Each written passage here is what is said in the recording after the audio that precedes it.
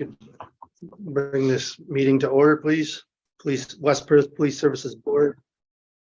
Friday, December the 2nd, starting at 9 a.m.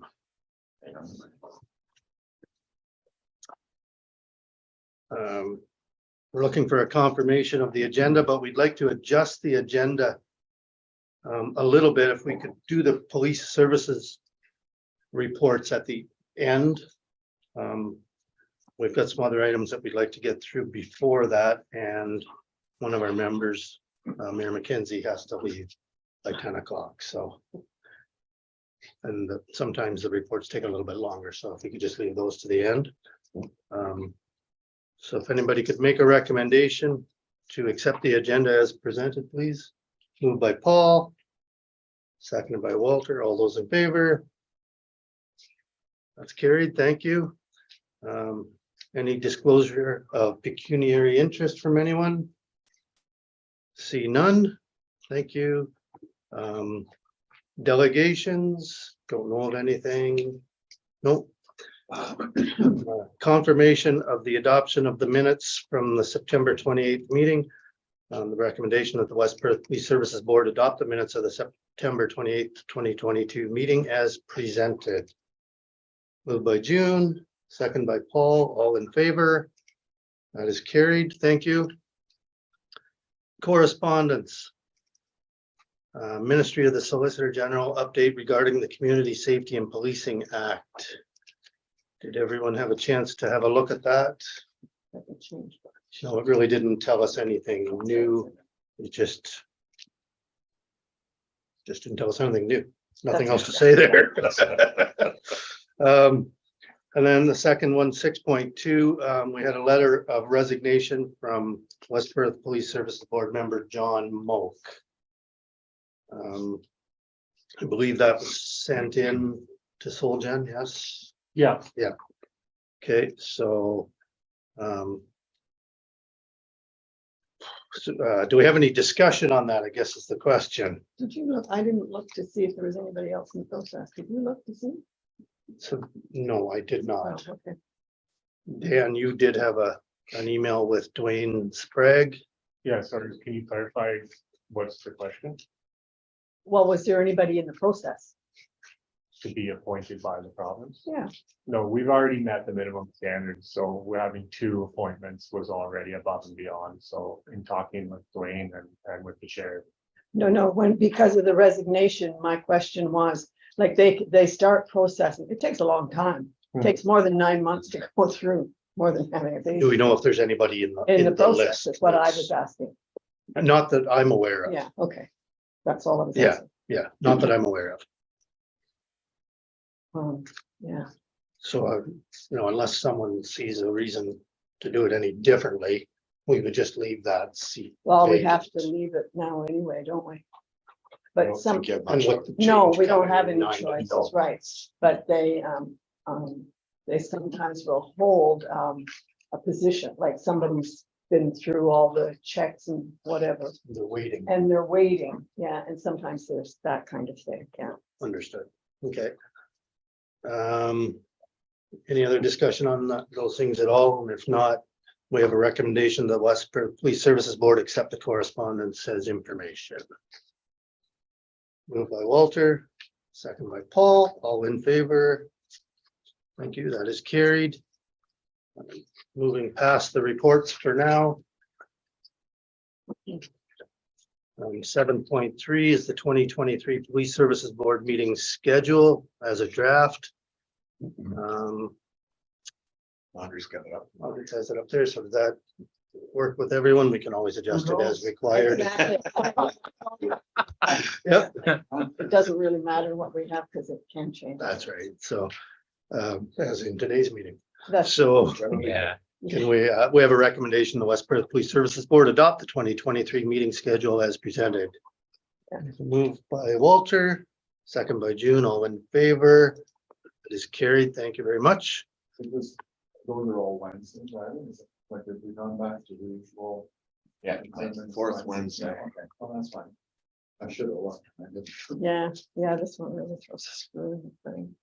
Financial reports. Did everyone have a chance to look through the financial report, and are there any comments or things to be mentioned?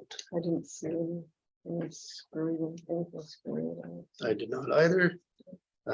Recommendation that the West Perth Police Services Board accept the accounts for the period of September 1st, 2022 to November 30th, 2022 as presented. Moved by Paul. Seconded by Walter. All those in favor? Thank you. That is carried. West Perth, July to September 2022 detachment revenues. May I ask Sure. something? Because remember when Wendy was here and I asked her specifically if that meant that we had a reduction, we did not receive that money anymore, and she said, yes, you're correct. So does this mean that we are actually getting this? Question, Jim. I know it is, I just gave it to you. No, Jason. can we follow up on that possibly? Get back? Oh, yeah, Yeah. yeah, because she had said that we would lose that revenue. And I know it's about $10,000 every year, you know. It may not seem like a lot, but when you're dealing with the contract and you're taking all the stuff off, it sometimes makes a difference. So if you can find that, because it looks like we're going to receive this, Yeah, and that's good. That's a good question, but you don't know, I honestly don't know the answer to that. So you're gonna find it. we can find out and get back to the board. Well, I think it's important that we know, right? Yeah, The letter would certainly indicate that yeah, Wendy might have misspoke or misunderstood exactly how the distribution was going to happen, because this would appear that in that quarter, we're eligible for a credit memo in the amount of Yeah. $4,194. yeah. And when I asked her, Paul, I think. It was early if you on. remember, it was right when she Yeah. received that information. Yeah. we'll have to So grab it was like, oh, okay, so we don't get this anymore. Yeah, it was kind of like that. Well, and it seemed on the surface at the time like you probably wouldn't get that. Yeah, well, because This it's is- gone, it's not, we're not seeing it all. We're not seeing Right. anything, but obviously you still have a way of tracking. Yeah. If you don't mind. Absolutely. Sure, Sure, we'll have to follow up. they're able to track it.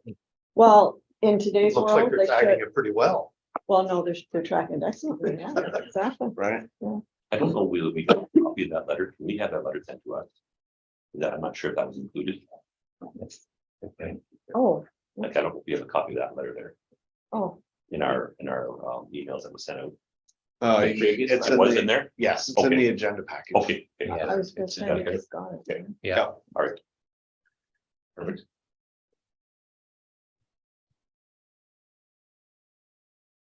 So what do we want to do with 8.2 then? As far as, We can, To we can make accept a it motion and to accept with the fact that you're going to do a follow-up. I think Sure. that's acceptable, Steve. Yeah. okay. Would you like to, okay, moved by June. Seconded by Paul. All in favor? That is carried. Thank you. Other business. 9.1 West Perth Detachment Management Update. David, are you, you're Jason? I can. Sure. So. Just another shuffle. Well, and the long and short of it is basically, what has happened is that there's kind of two parts to it, but with Jason's promotion to Staff Sergeant in Brant County, that is happening very quickly. I would have liked to keep him a lot longer, but he'll be starting there as of Monday, the 12th of December. So with Jason's absence, Scott Lobb, who's joining us today, is one of our senior sergeants in Perth County, will be moving into that role as the West Perth contract sergeant. So I have a couple of quick details with regard to Scott that Scott provided to me. Hopefully I can find it here because I know I had it in front of me. Magic of computers, but just a little bit about Scott. He's 23 years in policing. He attended Carleton University, has a degree in law and political science. He was with Orangeville Police Service for 9 years before he saw that the OPP was the way to go. I'm just kidding. 6 years in major crime. So a very good background there. Joined the OPP in 2008. Scott is right. 1 year in uniform, major crime for 2.5 years. Provincial Weapons Enforcement Unit with OSEB, our Crime Enforcement Bureau, for 5 years, and now Perth County Sergeant for 7. And then the last line, and I think we can all relate to this, taxi driver for kids and their sports. So Ongoing. ongoing. But Scott, and just aside from the stuff that Scott provided me in that email, he's had some great experience as I've just mentioned, but he's also sat in the chair as a staff sergeant, acting staff sergeant as well. So he's got the administrative side that brings from that position as well. So not only that, while I was in Huron County as the staff, Scott was here as the acting staff sergeant under Rob Scott. And then we all know what happens when COVID hit. Everything went sideways. Yeah. And I'm happy to say that I was happy Scott was in that chair because things went very smoothly for us. We were able to get through the hurdles and over the hurdles of COVID, and it was a learning experience. I think it was a learning experience for everybody at the table, but for everyone across the board. You're absolutely right, June. But we learned things about policing that we had never experienced before, and I don't think we'll probably see in the rest of our careers. Hopefully not. So anyways, with that being said, Scott will be coming into that role immediately as of the 12th, which brings me to the other half of the coin. With Wendy Burrow, Inspector Burrow, being clawed back to region, if is the appropriate word to say. I have been sitting in her chair as the acting inspector for the last 6 weeks. I was told at the onset of that it would be 6 weeks, and that was kind of their game plan. And now within the last week, it's been, or a little longer, that it's now they're telling me an extension of 3 months. And I will tell you, it is. Sorry. And I will tell you the reason they say 3 months is because when they do a temporary acting assignment, they always do it in 3-month increments. Right. And it's easier to put it at 3 months and then have the cancellation and it's easier to go that way than to keep doing extensions of the TAA. Yeah. So in the interim, Scott will, and I understand that he's coming into the chair here in West Perth, but he will be wearing 2 hats for a period of time, and I'll explain my reasoning behind that. So at this point, we're going to have 2 acting sergeants on the road out of 4 platoons. Okay. So if I then fill the West Perth contract with another sergeant, I then have 3 acting sergeants out of 4 on the road. When we get to January 9th, Leslie Timmermans, who is a former officer out of Perth County, she is currently a sergeant at our communication center. Yes. She is coming back to Perth County. So she lives in Stratford. This is home for her. Yeah. So that will reduce those 2 acting sergeants back down to 1, and give me the opportunity at that point to say, am I still in this role? Should I put that back to 2 acting sergeants on the road, fill the West Perth with, it would be Barry Cookson, who's another senior sergeant. Yeah, we know Barry. And Barry's well known to everyone, I think. And at that point, as it gets closer to that date, I can make that decision, because I would rather work with 2 acting sergeants on the road as opposed to 3. Because at the end of the day, they're the boots on the ground. Not to say that this position isn't any less important, because I know it is, but I have trust in Scott that he will be able to give you value in the chair here while he still assists me. And what I'll say to that is, when I'm doing the acting inspector role, I'm also wearing 2 hats, because I'm helping Scott, or I'm helping Jason filter through the staff sergeant issues that need to be done. So I'm not just pushing those down the chain. We're doing this as a team. And at the end of the day, we want to make sure that the service delivery is appropriate. And I know it is. And June, I know you were going to have a question. I'm not questioning the service, by the way. No, And welcome, Scott. We know you well and we're glad to have you. Thanks. My concern is from a different angle.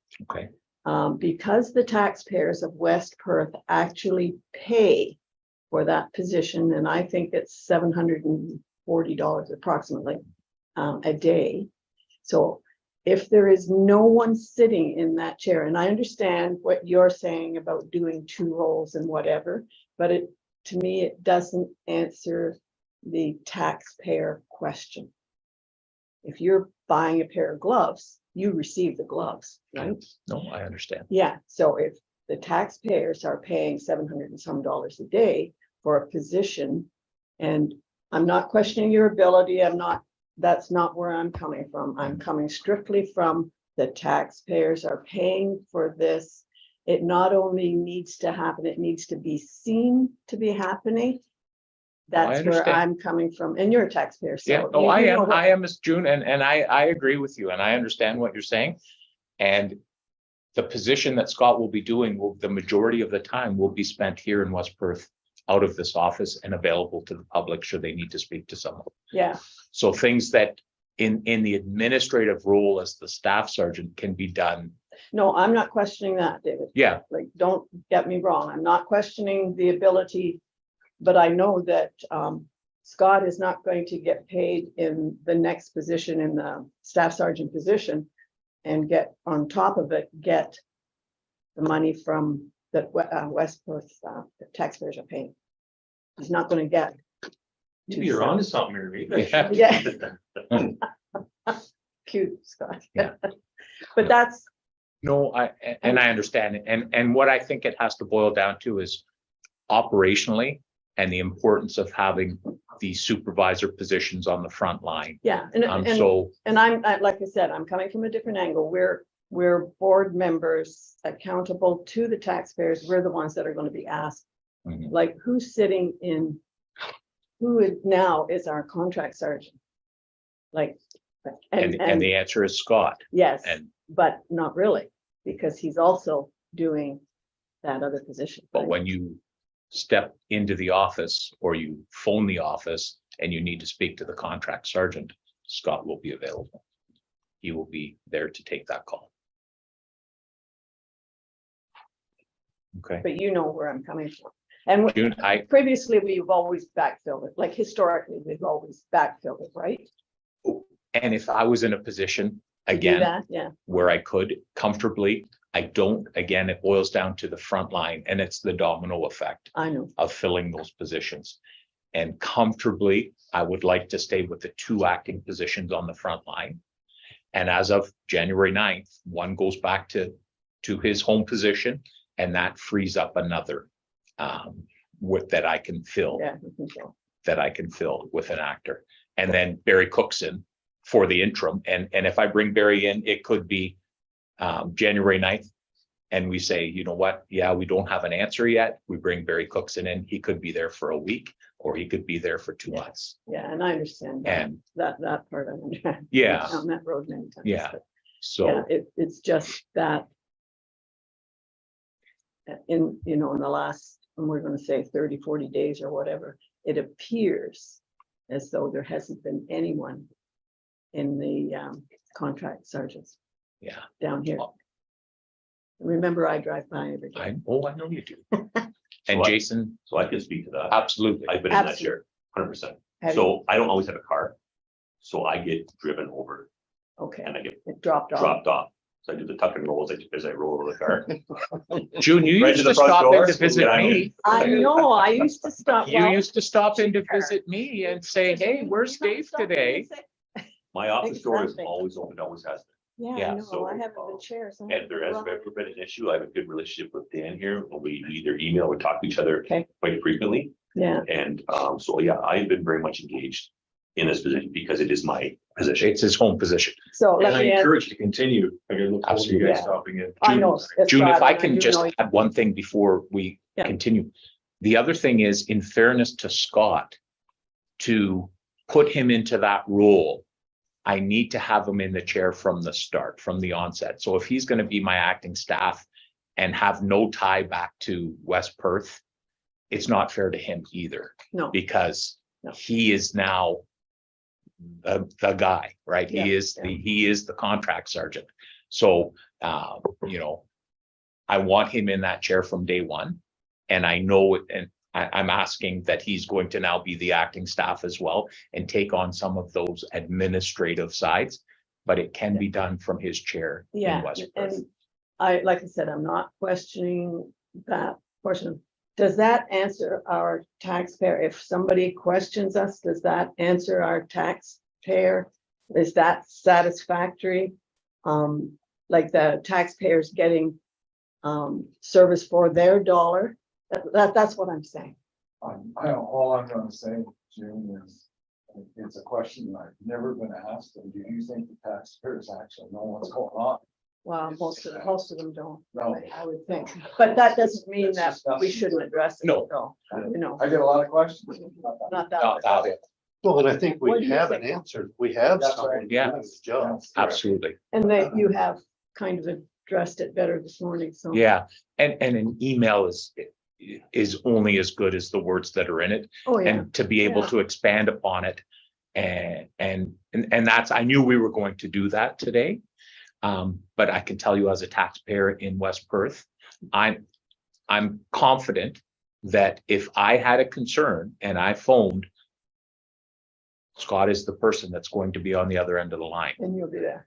Correct. And like I So- said, we are acquainted with Scott. so Yes, We don't have any problems No. with that. and, you know, like I said, I'm comfortable. I have every faith in what Scott brings to the table. It's not like he's, you know, a brand new sergeant. It's now in the role and has never had exposure to a contract situation. As a matter of fact, was it 6 months you were in the north, doing North Perth as Manny Coelho was out on an acting assignment. So, again, brings Yeah. lots to the table. No, and it's not, I was never questioning that's not what I was Yeah. asking about.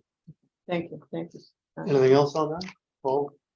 No, I don't think so. I guess my only it's bad to say I don't think so, I'm gonna keep talking. But I would say that I think what I'm interpreting from what you're saying, Dave, is that, you know, it's without a doubt, Scott's going to be able to make the contract sergeant role a priority inside of his day when That's called upon. So I think to answer your question, June. Yeah.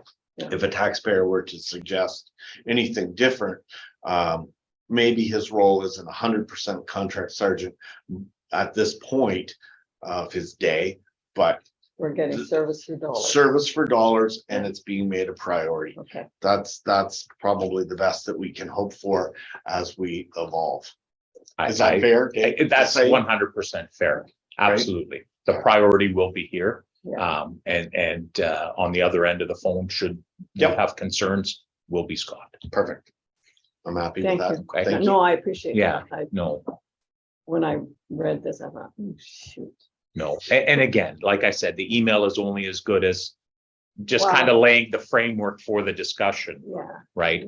yeah. And historically, and I know we don't all have the history, but historically, it's always been backfilled by a name, okay?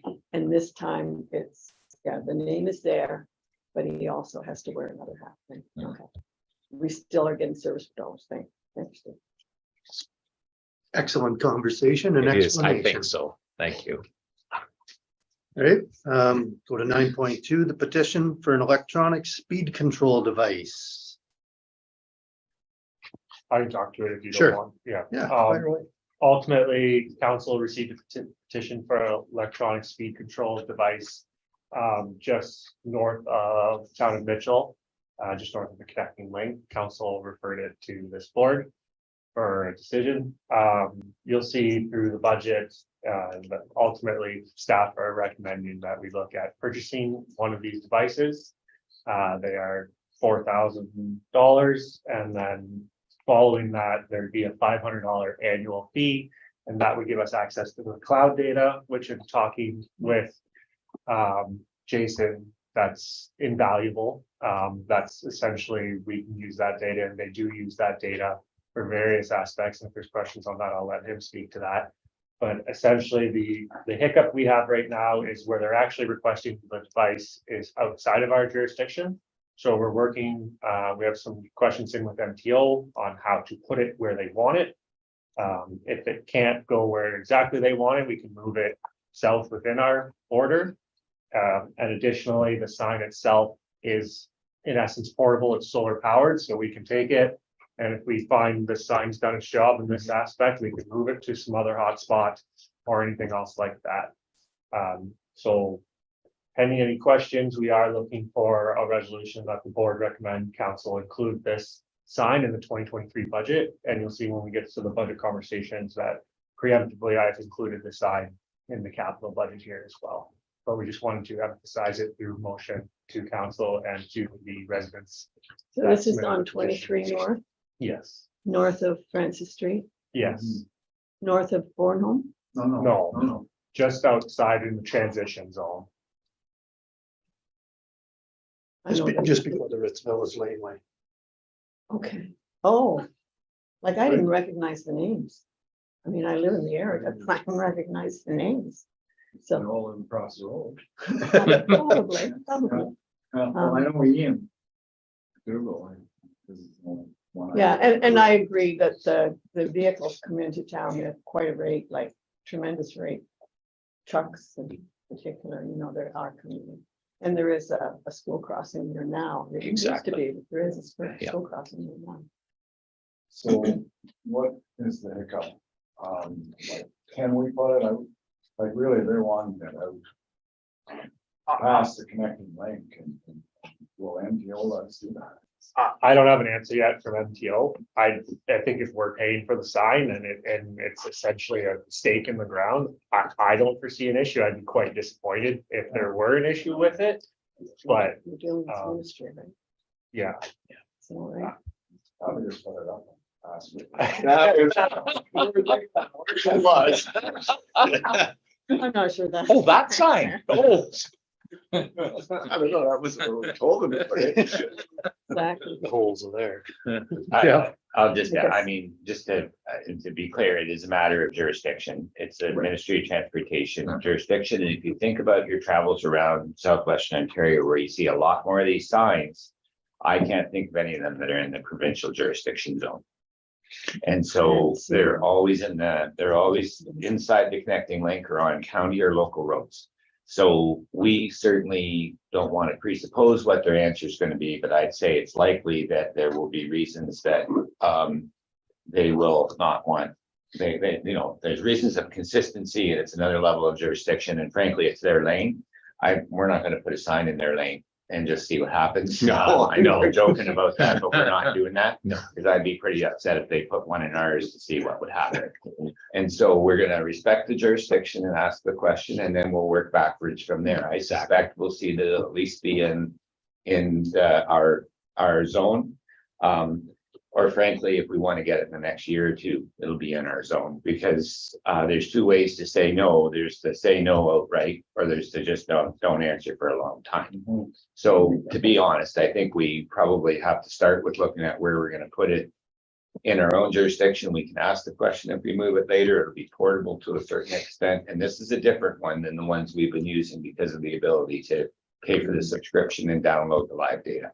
Yeah. So we'll work at that. If it's in the budget, we'll be pleased to work on it with the operations manager. Awesome.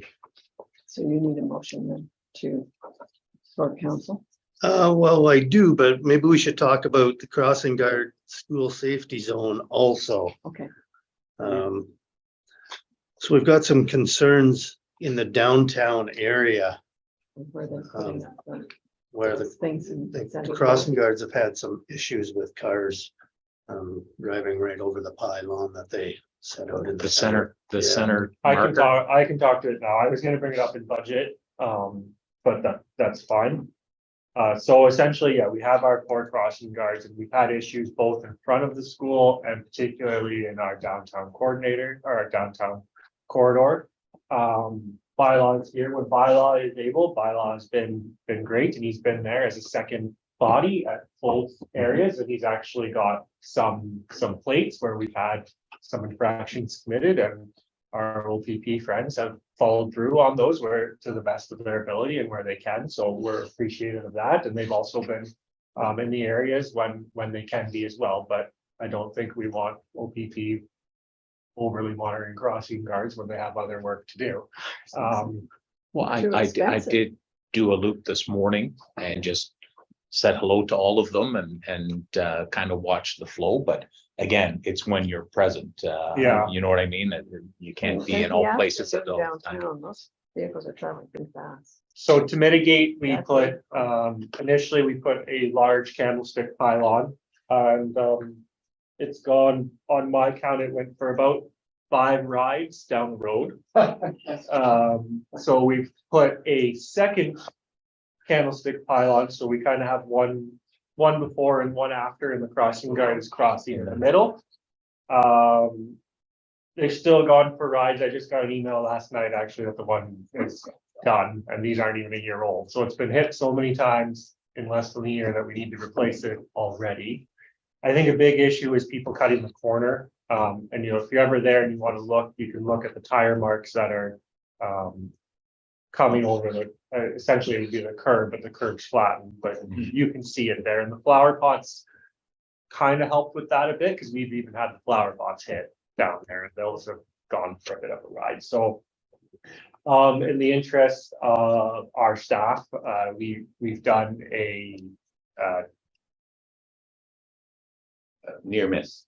well, we filed a near miss, a root cause. We've done a root cause analysis, and we have some recommendations from there. And essentially the next step is bringing in a traffic engineer and looking at, I'll say, the design of downtown, but I don't mean that from a hardscaping. I mean that downtown's been in its current format for seven years, I believe.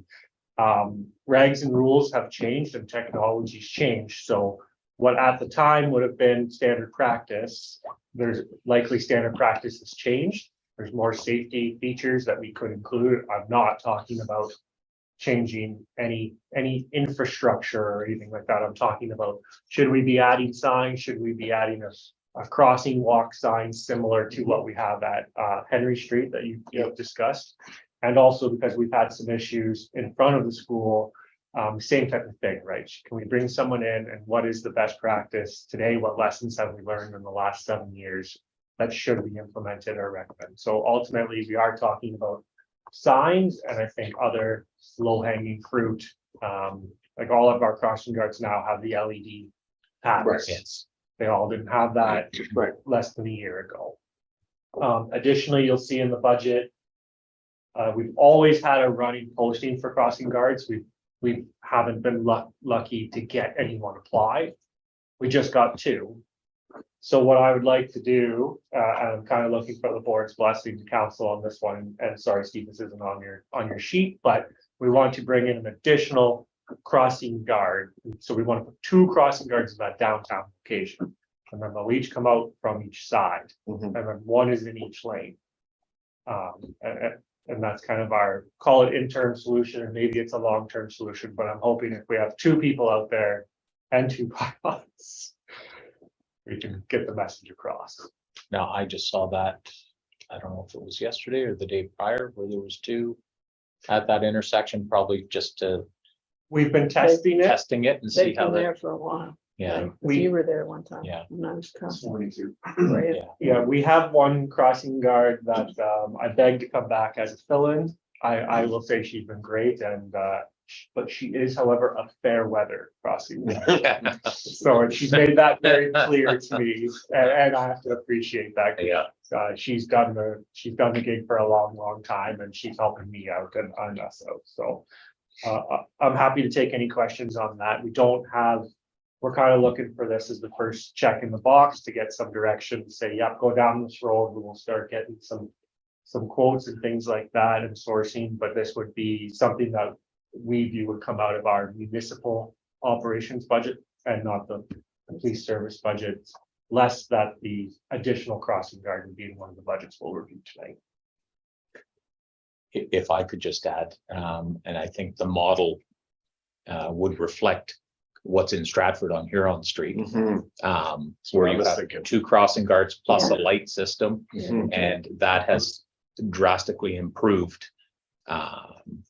The flow there is, in my opinion, from what I've seen, Slow the- slowed them down, and they've also used cones there to divide the lane, so you don't have people crossing lanes as they approach the intersection. So it's a combination, I think, of all the things that you've spoken about.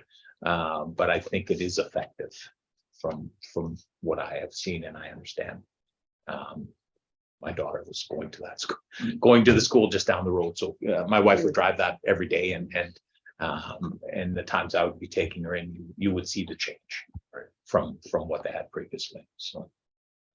And what about in the Upper Thames School area, also on Francis Street?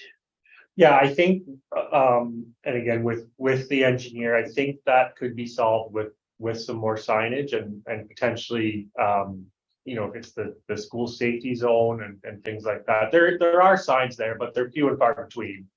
And if there is a need for a light activated crossing, I think that's someone that's an expert in traffic safety and the regulations to tell them. I'd like to hear what they say, because a sign is Yeah. off to the side and there's a lot of signs. And There's a lot of signs. Exactly.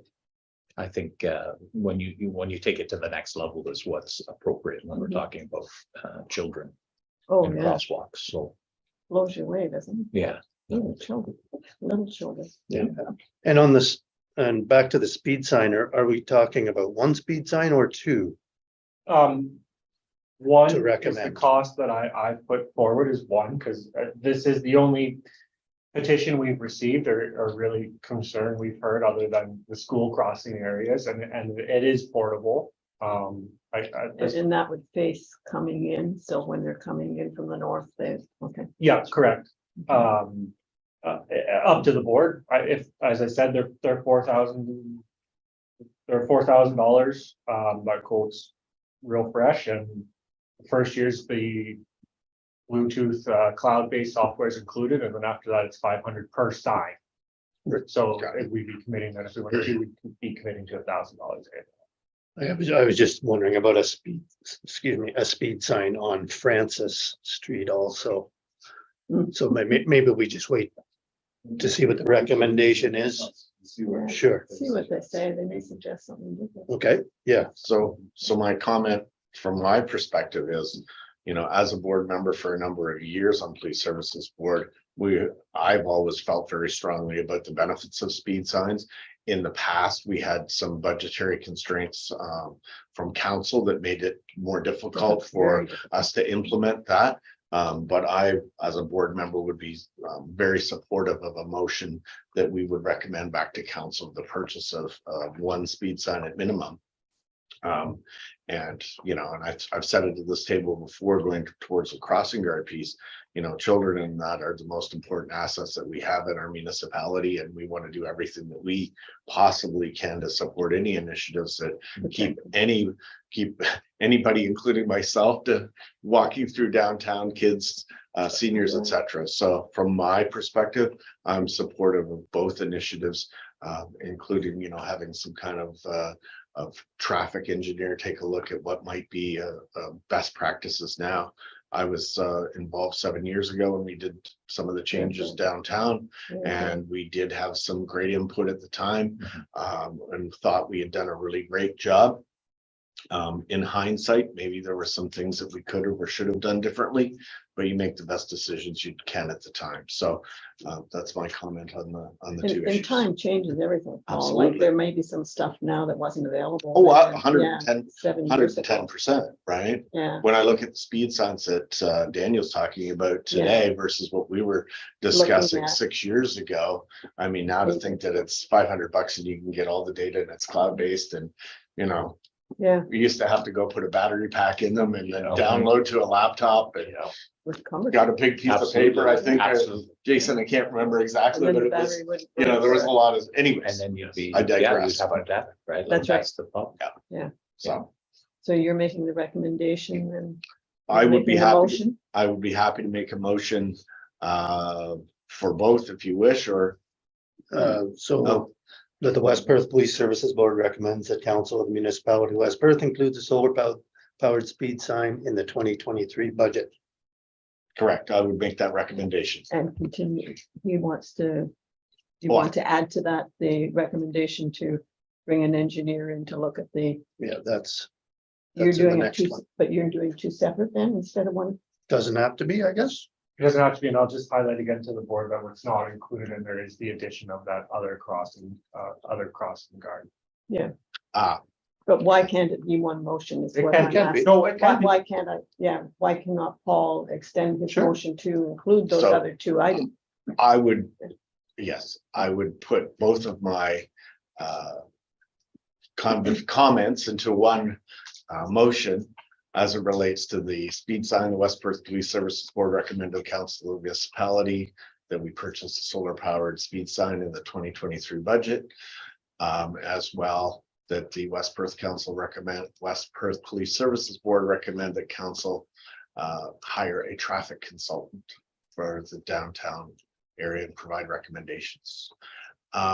As well, then Daniel, would you like me to include the idea that on a test on a basis that we hire an additional crossing guard? Yeah, we are just pending security clearance for them to be, I'll say, hired, but they'd be hired on a casual fill-in basis as our model sits right now. What I'm asking is to implement one of them on a, I'll call it full-time crossing guard. Right. Paul, can you not put the recommendation for this other person then? I could, And then, and then I like, would we don't have just, total control, so right, it'd be a and I would- recommendation.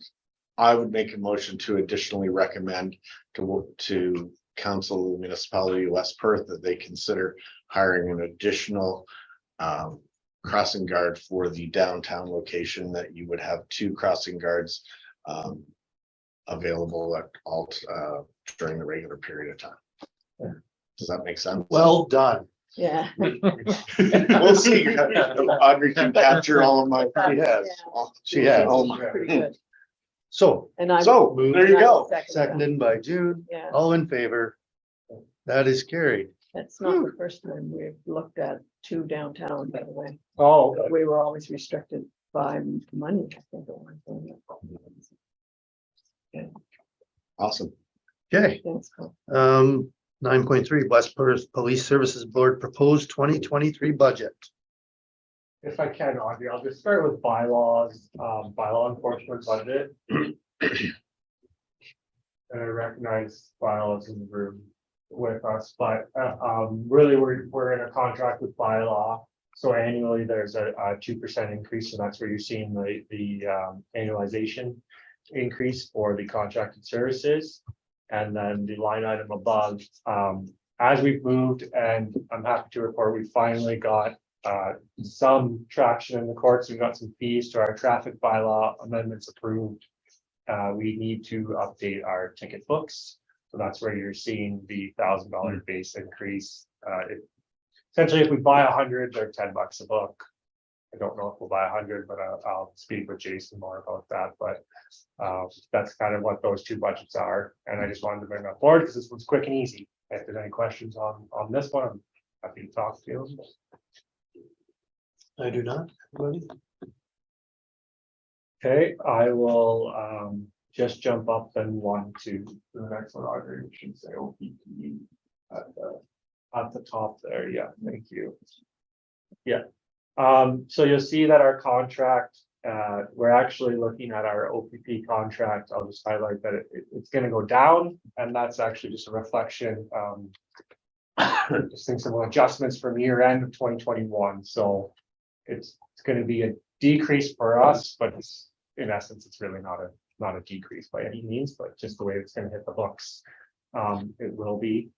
I've added safety of clothing allowance there, and again, that's for crossing guards. So if you have any concerns there on the base, but that's to get our two new that we just hired, just all the gear, the signs and the X11s, high vis stuff. The ride program should be, we're looking at that coming in about the same. It's really at this point, it's a best guess for us, right? Yeah. Jason. I can speak to that. Pardon?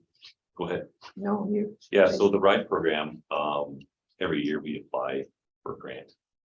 And this year, the process changed through T-Pond, is the government process now. I actually spoke to Yoko Awasaki yesterday regarding the RIDE grant. The grant was clear. What I mean by that was they were looking for a maximum allotment over a 2-year period versus a 1-year period. So I applied with those numbers in mind, not realizing that that was a yearly number. So for instance, for the size of West Perth and the grant we could apply for, I think I applied for the frame of 9 to 11 officers, or well, I can't remember the frame, but it allows for a maximum of 9,100 and change for grants. Well, the grant said that was over a 2-year period. Well, no, it's not. It's actually 1 year. So I spoke to Yoko yesterday and I said, hey, this is an error on the grant itself. Can we apply for the initial amount? She said, well, the grants are before the ministry for approval. I said, well, I realize that. Can we ask for the additional money?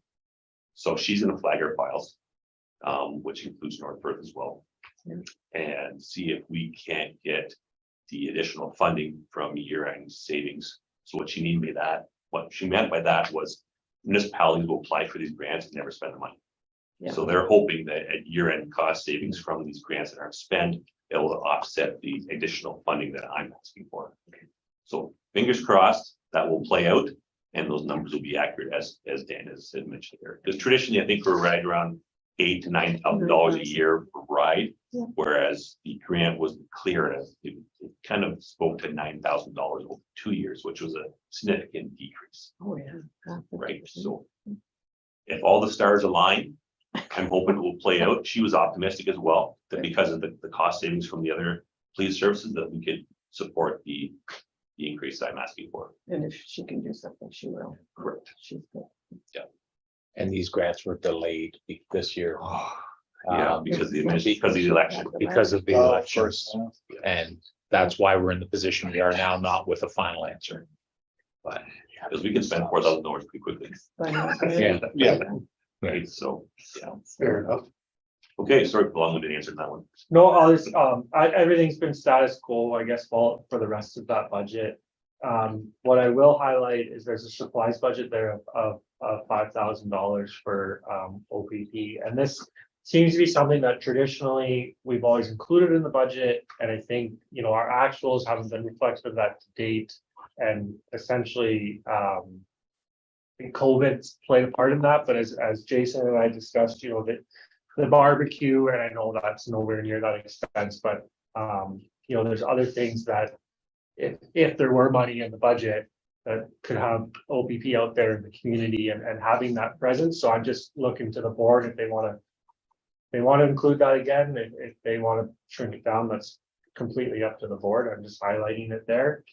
And then everything else as far as rent and telephone. Our telephone costs are high with the OPP, and it's something we looked at through because we've moved the municipality over to a soft phone. And we had a consultant in for the municipality, and we had to look at this one. So we certainly got some more work to do on that telephone budget. I mean, it's been this way forever. And we've looked at it before, Dan, and we weren't able to do anything because that's the way the OPP have set it up. And Yeah, it's beyond our control. I think we got a little bit of Leeway. asking, and it's more to do with Bell, I think, if I'm right, it's Bell. It's more to be asking Bell to cut us the deal or something like that. But yeah, otherwise, yeah, it's based on the 1-800 and how their lines there redirect. So if I might add a little bit to that, and when we're talking about the phone service, I know that the planning is in the works with regards to a new phone system, which would be more of the voice over IP type. That's my understanding at this point. I don't have it confirmed, but I know out of Clinton, the system there is a voice over IP. We're still working on a Nortel based phone desk set, which is old. And I believe with our new internet connection speeds and the antennas and such that are being installed, that is a future prospect, is to have these desk sets now computer based, which may alleviate Nice. some Might of not be these. cheaper, but- Maybe the front end might be more expensive, but overall, hopefully it might be, It'll be a big savings. it'll be a savings at the end of the day. There's a big savings. to be Yeah. had in the VoIP systems. It's Yeah. really, it makes you, it just allows you to rotate lines, and things. It makes, you Yeah. don't have to have so many lines. And again, I'm not the specialist in that end of it, but I'm hoping that that's where we're headed with the phone system. Yeah, Nortel's old. Yes.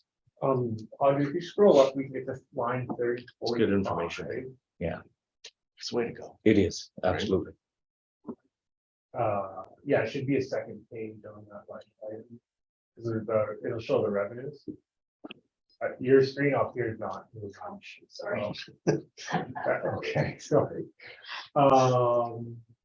Yeah, that's fine right there. So towards the bottom is 3045. You'll see the actual says the 319 and to date. So that's continuing education, professional development, and kind of looking towards the board again with this, and I think something coming out of COVID.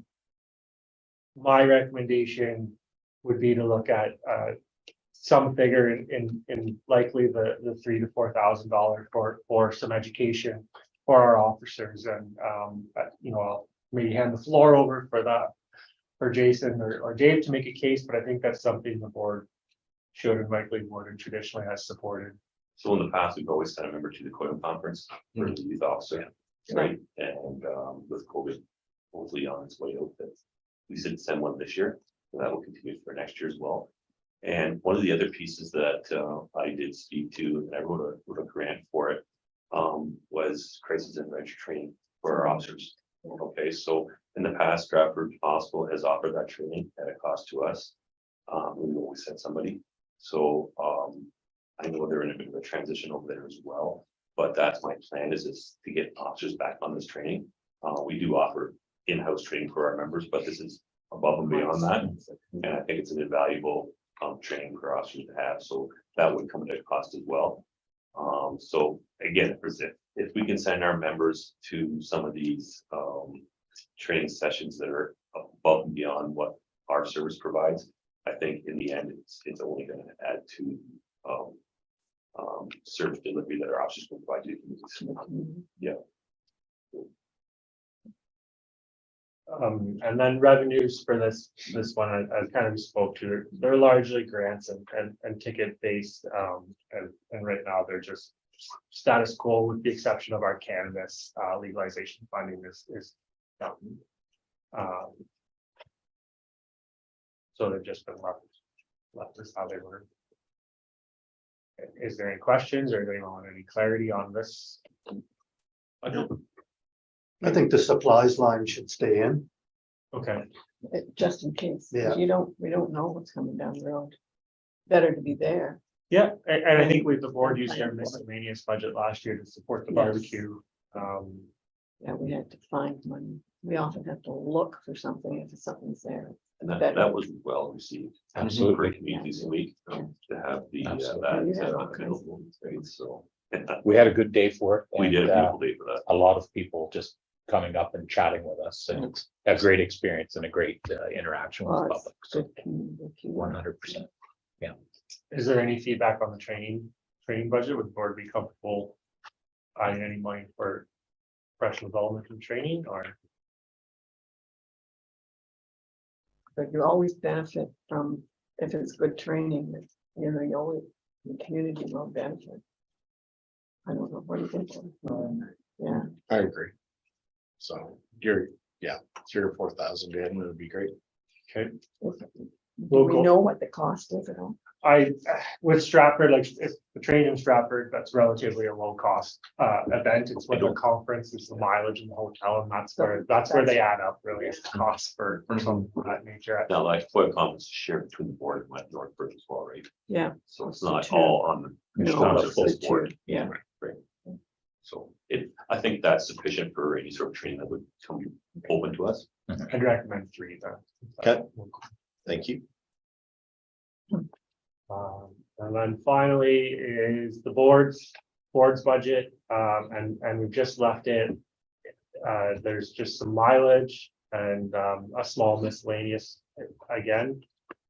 I'm not sure if traditionally the board's done other things, but I know our mileage comes from when kind of the zone gets together, and there's some mileage there, and Dan, there used to be, what will I call it, regional PSB meetings, where we would, we haven't had any for a long time, so we would have to drive down to somewhere, and there would be a cost. Then we usually went in one vehicle, but we haven't had that for a long time, but that is traditionally, that has been a thing. So I would suggest that, we're supposedly coming into normal times again. And with this new thing, who knows? This budget may never be used. were they overnight? No, Okay, day things, full day. We get home maybe about 8, 9 o'clock at night. But we leave in the morning. okay. And we did have you had a road trip for police service. It was just a Clinton. Yeah. It was yeah, OAPSB. Yeah. That's, and this month it's,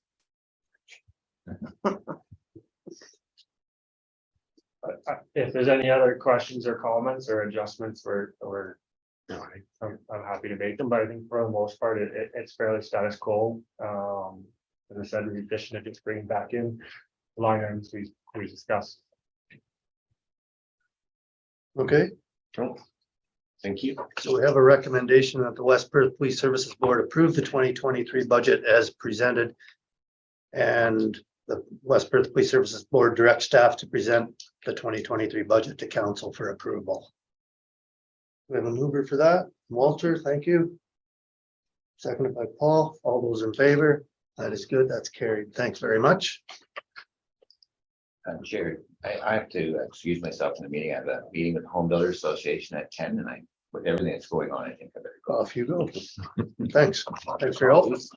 If you want to do the reports, or did you want to go to close or? You won't be that long closed.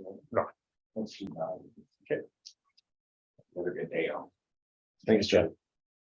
A recommendation, the West Perth Police Services Board proceed in closed session at 10 o'clock for the purpose of addressing a matter related to litigation or potential litigation, property standards.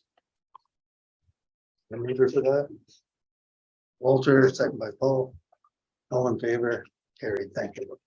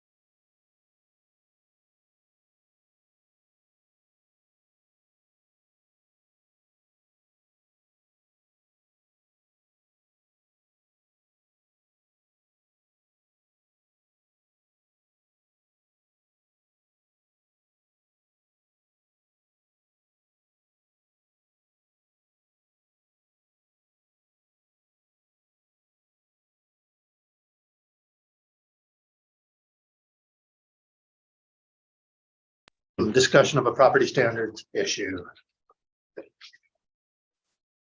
And at this point, we'll go back to the September and October report.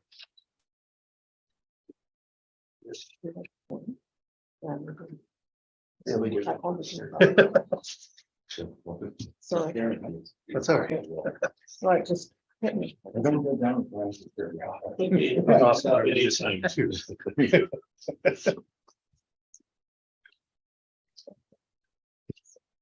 Okay, let me start. It's all yours. Okay, so again, I'll go report month by month and I'll ask that you save your questions to the conclusion of the monthly report. So I'll start with September. Our calls for service for September stood at 285, down from 358 from 2021 and then 248 for 2020. We've had no public complaints. And going to our community safety / mobilization hours, cruise patrol hours were just over 400. We had 31 hours of foot patrol, school patrol of just shy of 60. Our mobilization hours at 15, ride program at 43, and then our auxiliary unit put in 85 hours. Regarding our media releases, we had 45 releases per county, of which 8 of those were specific to West Perth, and those releases were regarding 4 alcohol-related traffic investigations and recovered stolen motorcycle and assault. I just want to make sure that everyone's continuing to receive those media releases from us, correct? Yeah, I know myself, I'm sending to you in June as well, and I guess I'll stop sending it to John. Yes. Yeah. Okay. And they are beneficial. It keeps us a little more apprised, of- Right. I think. What do you think, Paul? Oh, absolutely. I Like, see. you know, you can give us a stat at the end of the month, but it doesn't, if you have something to relate to, then. Okay. And I try to touch on some of the highlights. And it could be through the my report brain. here as well. Mhm. Perfect. All right, so regarding collisions, we had 10 for West Perth, 9 were property damage and then 1 personal injury. Our school resource officer, Constable Johnson, attended the YIMBY community engagement session in Mitchell. And YIMBY stands for Yes in My Backyard. It's the pro-housing movement in contrast to opposition to NIMBY.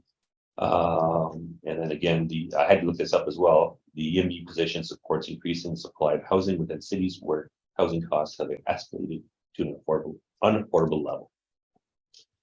She also attended the fall school resource officer meeting and assisted with the law enforcement torch running cops or cancer, which we ran locally here as well. Council Line, our media officer, also attended the YIMBY conference in Mitchell. And then she continues to meet with our MCERT workers to review our mental health, our attempt or threat of suicide calls. Crime Stoppers, we had 2 intelligence tips. Our auxiliary program, we put in 85 hours to the community. And then our continuous learning, this is a bit of a heavy time for us in September. Our training starts to ramp up again. So as you can see, we had 6 officers attending our annual training. Our new radio system is being rolled out, so we had 1 member attend that. We also had 1 member attend the health and safety. And we had a 3-day commercial motor vehicle training, which we sent 1 person. And then the at-scene collision course, we sent 1 person. And that course assists members in it's an extra level of traffic investigation expertise. Okay. Regarding our school resource officer, we had 10 calls of service at the high school in September. And those consisted of a mental health act and assault, and then of course the officer patrols and intents. We're having them track that as well. Our mobilization officer, we had 2 calls for service regarding mental health in West Perth in September, which was an increase from 1 in August and down from 8 during the same time in 2021, which was at the height of COVID. Yeah. So you can see COVID did have an impact on mental health in our community. And then the community events, our OPP auxiliary assisted with Mitchell Fall Fair Parade, and they also assisted with our torch run and continue to support our members with the northern deployment. So regarding this noteworthy occurrences, and this goes back to our media releases, as you can see on September 6th, we received a report of a possible impaired driver in line 36 in West Perth. The officer observed the vehicle on line 36 and attempted to stop them. And then they were flagged down by an officer resident on Colbrook Street that the accused was at their residence, so the individual fled. During the investigation, driver had consumed an alcoholic beverage, and he was subsequently arrested and transported to an operations center for further testing. So as you can see, as a result of this investigation, several charges to the driver of that motor vehicle consisting of a flight from police officer, dangerous operation, an operation while impaired, which is 80 plus impaired, and then operation while prohibited. So, and then they also had the 90-day administrative license suspension as a result. So that was an excellent investigation by our members here in West Perth, and you can see the kind of individual that was behind operating that vehicle on that date. Again, another incident here on September 11th, where a Harley Davidson was stolen overnight from residents on line 44. We did recover that vehicle later on in the day. I've been at a farm on line 29. And they were attempting to steal gas when they were scared off, and then the motorcycle was subsequently left behind. Sometimes things work out for us. In our favor, absolutely. And then last but not least, September 5th, officer responded to a domestic disturbance where an individual was assaulted by the other. And during that investigation, the accused disclosed that the victim, same victim, was assaulted in a previous occurrence back in August. And he subsequently, 41-year-old resident of West Perth, was charged and arrested for assault, bodily harm, choke, suffocate, or strangle, 2 counts of that. Looking forward to our trends.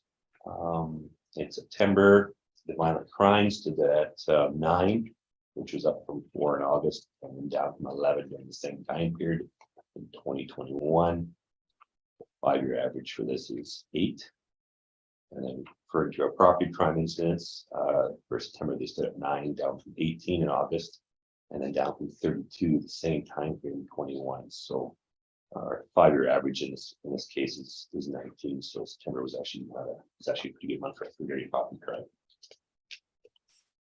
All right, so just moving along to motor vehicle collisions. Again, this is for Perth County. We have an overall reduction in September, down 31%, which is always good to see. And then year to date, we're down 37%. So a lot of good numbers to see there. Well, I see them also go down as much as they can. So, and then just moving along to the violent crime, property crime, and drug crime. Again, I spoke to some of these incidents in the trends. We had 13 violent crimes in September, which was consistent from last year, so there's no change. And then, but we did have a 10% decrease year to date on violent crime. And similar property crime, it was down considerably in September from a year prior, down 60%. And then we were down 20% overall on property crime. And then if you look at our drug crime, you say, oh, geez, that's a 200% increase. But this is actually members being proactive, unfortunately, here. So our street crime unit is fully staffed, and the stats are reflecting the work that they're actually doing here, which is good. And as you know, they work out of our West Perth office, so we have those additional resources with us all the time. Okay. And then the clearance rates. We had a 42% clearance rate September versus 25 in the same time last year. And then overall 30%, 37% clearance. So we're doing pretty good there. Moving along to our statement of fees. I provided 2 here. I provided the year to date as well as the month of September. So I checked those numbers. I don't see any issues with that. If the board feels differently, please let me know. But those are what we're studying at right now for our coverable expenses. The false alarm report. See, this is the one that I thought we were going to lose. We will, I think, eventually with this. Okay, but right now we can still. We can still speak to it. Correct. Good. Okay. Fair enough. And then a false alarm report, which is, we only had 2. One on line, Road 179, and then one at the library, B&K Tire. I had to actually look up where that was, but it's the Articat dealer down in Barney County there, right? Yeah, right in the corner. Yeah. And then our calls for service billing report.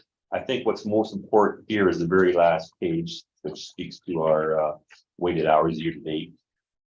And we've seen a trend here since 2022 where it's consistently lower month after month, and that is September is no exception here as well. We looked at 4,328 hours versus 5,598 from 2021. So again, our call service are down overall, and our hours that are being billed are down as well. So There's some items that are up, which is interesting, but overall. overall, it comes yes. down. Yeah. Yes. So that concludes the September report. Is there any questions from that report?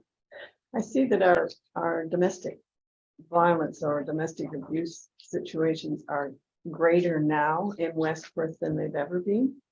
Mm. Is that just because, or is it because there are more people coming in, Yes. or is that what it is? Yeah, the increase in population of West Perth, but that's where you're gonna see an increase there as well. Mhm. Okay, Obviously, families are moving in here. because we were always so low, and then all of a sudden, when you notice that the trend is coming up, and you think, ooh, this isn't good. And I don't think it's a trend that isn't being seen elsewhere either when you have progressive communities. Mhm. And with West Perth being progressive communities and housing increasing here. Like North Perth has always been bad. And I don't Well, mean bad, for the. No. Their lack population of base a is better- higher, Yes. yes. Yes, it is. But So- their numbers have been always higher than ours. Sometimes we have multiple calls to a in same, one place. Okay. and if something is. We're trying to get them the services, but it's an ongoing. Sometimes it's an ongoing battle to try Yeah, and get people to the table to. at least More so it's communicate. them to get them to accept, right? And Jason and I have been on some committees and just even this week at certain situation tables where we bring all the stakeholders in the community together to say, these are the services that we offer. And the thing that we agreed on was the hardest thing was how do we get people to accept those services? And on the end of the service providers, who's going to be the keeper of Yeah. receiving calls or, Right. kind of the pointy end of the stick, if you will, to take on all those things. So it's something we're working on, and it looks very good. Making progress and bringing situations or individuals to the situation table. So the wheels are turning, and hopefully it has a positive impact in people's lives. Good. That's what we're. It's looking to just do. something I've noticed, Mhm. Yeah. over a period of years. But you're not alone in West Perth. That's, Jason mentioned that. It's not, Yeah, it's just not just West here, Perth. it's West Yeah. Perth, it's Ontario. but it is definitely on our radar. And as the good service expands and increases and you offer better service than we did 40 years ago. More resources. Yes, thanks. Or It's maybe people are a little more willing to make the call instead of hiding it. And Mr. Chair, the thing that we discussed was by the time the call comes to us, Yeah. there's been opportunity, or there's been things that have driven that situation to be a call to police. Right. But we want to look prior to that and before the call to police. How can we help these individuals or these couples or these families? Move forward. And there's opportunity for help, not only for the male or the female or the children or the family as a whole. And everybody at that situation table has a different piece that they play and that they can offer. And we discussed it at length this week and I said myself, maybe it's an education piece or an advertisement piece that, you know what, here's a number that you can call that will get you that assistance. We need to get people over the hurdle of making that phone call, right? Before it becomes a call to police. Yeah. My, Thank sorry, my only comment, and I've kind of been thinking about it for some time, but never really thought to verbalize it. When we look at our numbers, we compare this year with last year, which is fantastic. But we really, that last year could have been an anomaly based on COVID, based on whatever. And we say, oh, things are down, things are up. And we're kind of just comparing A to B. From my insurance experience, when we take a look at a lot of stuff, we look at a 5-year average. We start to look at longer tails. Yeah. And I don't know whether those things, and I look at Scott now, because he's, I don't know whether that information on a 5-year basis is available. I don't think the board would be actionable on that on a meeting by meeting basis. But it may be something for all of us to be able to take a look at and say, okay, domestic violence, okay, you know, 2021 was an anomaly. When we look at the Because- 5-year trends, or we can, whatever it is, Mhm. I just don't see that you can immediately make as many actionable decisions on comparing one year over another. You need 5 years of data minimum. And I agree, Paul, when we look at the, we say, there's 100% increase or a Right. 200% increase, and you're only comparing, the scope is very narrow when you look at that. This was the guideline that was set out for reporting. Yep. But when we And that's looked at, what we requested. exactly, and at some point, if we want to talk about something individually, say domestic occurrences. Right. Scott would be able to grab a 5-year and 5-year, give yeah. you kind of, Yeah. we can ask our analysts to say, hey, can you give us the last 5 years, the last 10 years in this birth?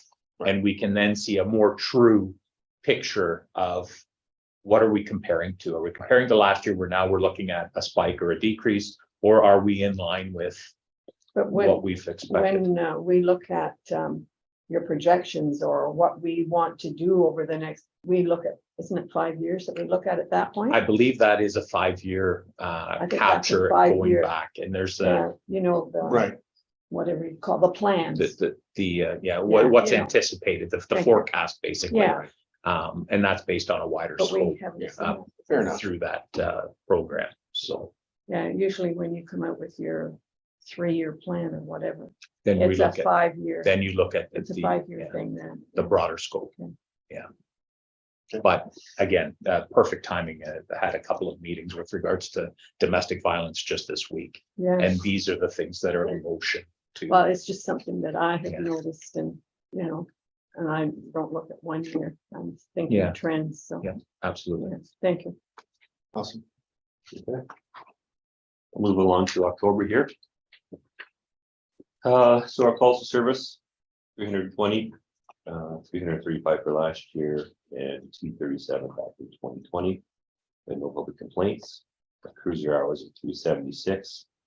Patrol hours at 22, school patrol hours at 21. Mobilization hours at 10, ride at 28, and auxiliary hours 50 hours in our units. Our releases, 49 releases for Perth County as a whole, 10 of which were specific to West Perth. And those again are impaired driving investigations, a stolen vehicle, and 2 mental health incidents that resulted in charges. And I can speak to those mental health occurrences later on when I go into more detail. Collision wise, we had 14 collisions, of which deer are now active, 11 of which those were property damage and 3 personal injury. So Constable Johnson is transitioning out of her school resource officer role, and Constable Margaret Gertz has taken on this assignment. So Margaret Gertz was with us a number of years ago. She went to Huron County, and now she's back. So her role, We've wooed her back to Perth County, Get going. and she told me the other day it's the perfect fit. Good. So Good. very happy to have her. her role is a bit of a hybrid position. We kind of created a hybrid. What I mean by that is she's going to do the school resource officer as well as the domestic violence coordinator type position, where she's going to oversee some of our domestic violence cases as they come in one by one. Yeah. And then, like you said, we're looking at trends, we're looking at all kinds of things, and that position is going to take that on. Okay. So again, step in the right direction. We feel in this part, a very important role. Yeah. And then again, we're constantly meeting with our answered officers to look at our calls to service there as well. Crime Stoppers, we had 1 drug tip and 3 intelligence. And then our auxiliary hours were at 50, as I mentioned before as well. Our continuous learning was very heavy for October. We had 15 officers attend annual training. We had a standard field sobriety training, we sent 1. Sexual assault investigator, we sent 1. Project Lifesaver, we sent 3. I don't know if the board's familiar with that. Project Lifesaver. Dave, do you want to speak to that? Sure, I can. I actually, when I was a sergeant in Perth County, spearheaded bringing it on. So it's been around for quite some time, but I'll mention that Patrick Armstrong has really, one of our sergeants has taken that lead, not only for the project locally, but for the training of other members. So that is where an individual that might be suffering, say, from Alzheimer's or is prone to wandering for whatever condition, even young children, Oh, they'll yeah, have the I wristband. Yes. And then it's the radio signal Right. To find people. to find them. And so that training's gone on, and we had Stratford members, we had Huron members, and our own Perth members, and we've had some individuals trained as trainers so that they can continue on with that process. But it's a very, very I'd good, forgotten about that. yeah, it's a good system. Okay. Moving on to training as well, just to cap it off here, we have technical traffic investigator requalification, public order requal was 3, and then we sent 2 more people on the radio training. Calls to service at Mitchell High School were down, we only had 2, and those basically were just proactive patrols by our uniform members. Mhm. We had 5 mental health calls for service in West Perth in October, which is an increase from 2 in September, and an increase from 2 from the same time frame in 21. And then, like I said, our auxiliaries, they assisted with we had an OP recruitment day, and they continue to support our northern deployment. So we had a recruitment day, when was that? I can't remember, beginning of October, where we put on we brought the tent out and had our ATVs and just kind of the different kind of cool things for people to come and see and encourage law enforcement career. So if you know anybody, Yes. So then, referring to our noteworthy occurrences, we had 3 proactive impaired driving investigations in West Perth. 2 drivers were stopped in regard to investigation of how to be impaired by drugs and alcohol. And the 3rd one was noteworthy here. So we had an impaired driving, or sorry, a ride program on line 20. Fullerton seems to be a popular spot for us there, just because traffic does slow down, right, through the village there. And then so an officer had a conversation with the driver and determined that the driver had an alcoholic beverage on their breath and had reasonable public grounds to administer the cruise screening device, which at this point we don't need any sort of grounds to do this. There's a mass alcohol screening where we just require anybody to provide a sample, right? So anyways, the driver provided the sample and failed, and was taken to our facility for further testing, and they were charged with 80 plus, and then because they were 27 years old, they were still a novice driver, so they can't have alcohol in the system, so they were charged with that, and then they had open alcohol in the vehicle, and then they also had the 9-day suspension. Why is a 27-year-old called a novice? So if they have never been licensed or have let their license Oh, okay, go, sorry. they start over again, Yeah, of course they do. Yeah, right? Yeah. So you can be yeah, 50. 50 years old and And still be be a a novice novice, driver, exactly. 100%, yeah, right? yeah, So, yeah, thank you. I'll just say I was on my way to Clinton yesterday to a meeting with regards to domestic violence, and going into Seaforth, I observed the vehicle and thought I need to pull this guy over, and again, I think it was with regards to his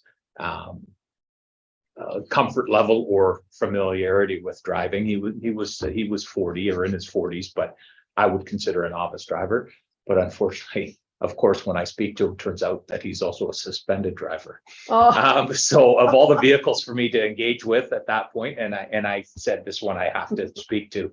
I had to call Huron County member in to take on the investigation. I said, I'm sorry, but this is the one. Here So you when go. you say novice driver, that's exactly what caught my eye. yeah, Not everybody has a skill level, no matter the age. no, So I didn't think about it, sorry. Yeah. so moving along, middle of October, we had a stolen vehicle from a residence, and the keys were in the barn and are accounted for. So again, I know I mentioned this month after month about keeping your keys locked up, and don't just put them somewhere where they're very accessible to the vehicle that's current by. So the next 2 are of note, and I wanted to bring the board's attention to the services that the organization do provide. So on October 11th, just after 3 in the afternoon, And I was actually involved in this specific occurrence because it happened in Lions Park, which, as you know, is right behind our office. Mhm. We had an individual that was in a very agitated state and had assaulted 2 people in the park.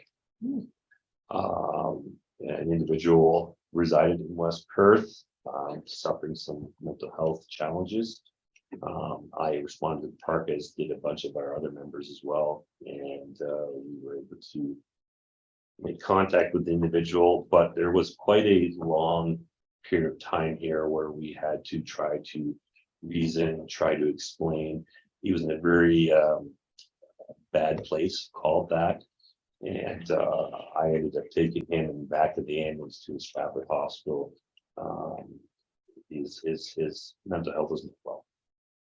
So we did have to lay some charges here as a result of that.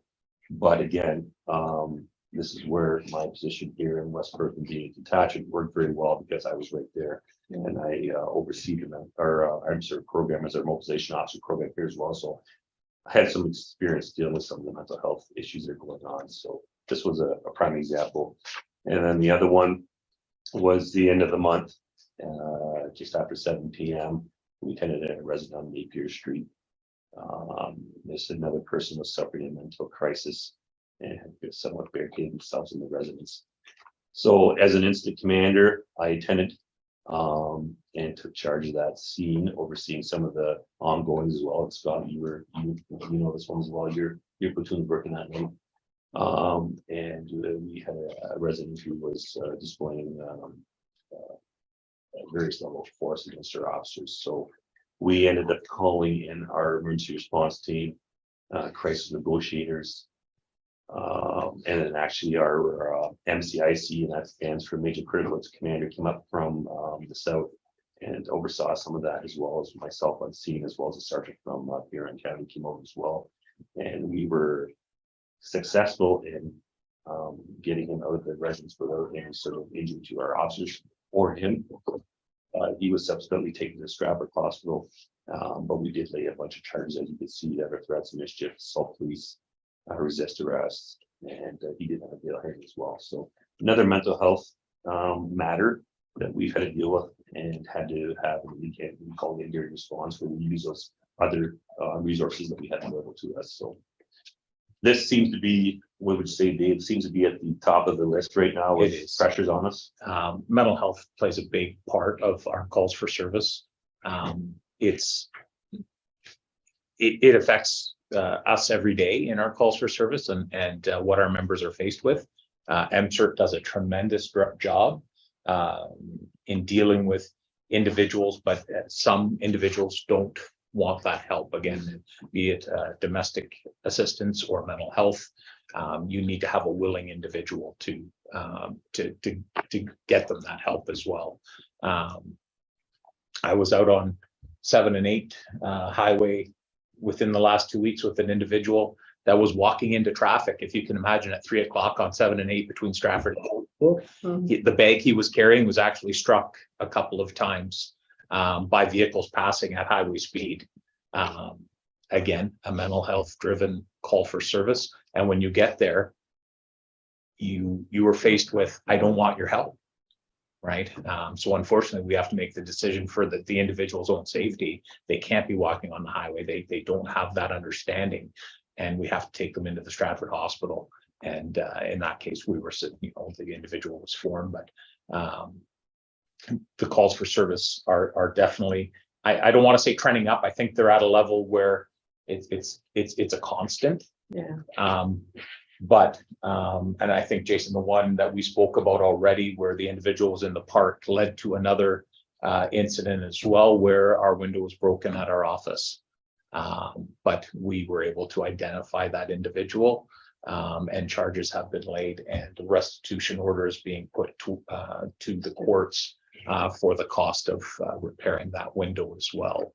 So, and my understanding, dealing with that individual, say a week out from that incident, he was 100% different from the day that he was dealt with prior.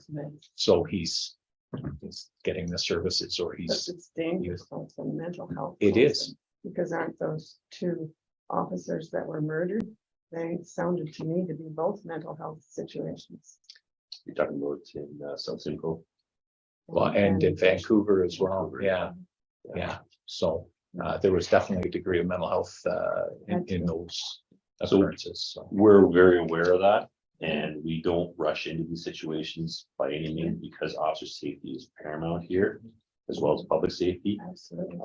So, but this is these are very resource heavy incidents. So, 100%. I just, like I said, these incidents worked out to our benefit, but again, our response to them was very heavy, and we have to deal with them as well we can based on the situation, and they're never the same. Yeah. So, And the discussions that we have, once you're on scene and you have that isolated and control of that, time is on your side. You want to slow things down. You want to have the right people in play, and available, be it negotiators or hurt or canine. Yeah. Because you don't want anybody to get hurt. You don't want your members hurt. You don't want the individual hurt. And then when that presence is there, then that draws the attention of the public, right? And you What's going on and social media and you know, Oh, yeah. but the fact is, we could be simply dealing with one individual and want to do it safely. So then we may have 20 officers there. But that's the benefit of what we can do by making that call and initiating an integrated response. Yep. Because then we get the right people there. Yeah. At the end of the day. okay, so our trends, violent crime, instead of 4, which is similar to September, 4 as well, and then down from 11, the same time frame in 21. Again, our 5-year average for violent crime is at 6 for West Perth. And then property crime, we had 9 for October, which was consistent again for September at 9, but we were down from 12 during the same time frame in 21. And then the 5-year average for property crime is at 8. Moving along to collisions. Again, we're comparing from last year. Our numbers have increased a little bit in October. I know animals are always at the forefront here, and the amount of people on the road, it just that's how it plays out. So we had 59 in total collisions for October versus 49 in 21. And then we had year to date, our collisions are up overall for October or for the year to date. But again, those are stats we play with by month.